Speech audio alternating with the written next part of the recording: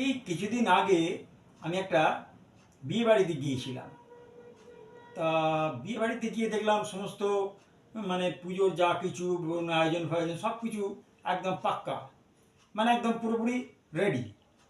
তা পুজোয় সবাই ব্যস্ত, সবাই এদিক ওদিক ছোটাছুটি করছি।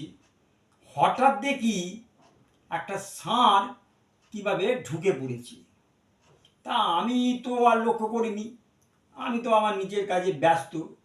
পুরুতমশাই যথারীতি পুজোয় ব্যস্ত। পুরুতমশাই আমার দিকে তাকিয়ে ঘটে সিঁদুর না পরিয়ে দেখলাম মা ষাঁড়টাকে সিঁদুর পরিয়ে দিচ্ছি।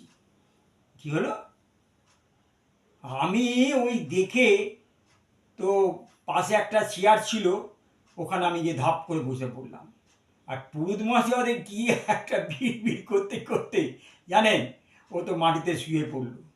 তারপরে তো যা হয়, লোকজন দৌড়ে দৌড়ে তাড়াতাড়ি এলো, এসে কোনো রকমের পুরুতমশাইকে তুলে চ্যাংতলা করে, হ্যাঁ, পাশে একটা খাটিয়া শুয়ে দিল।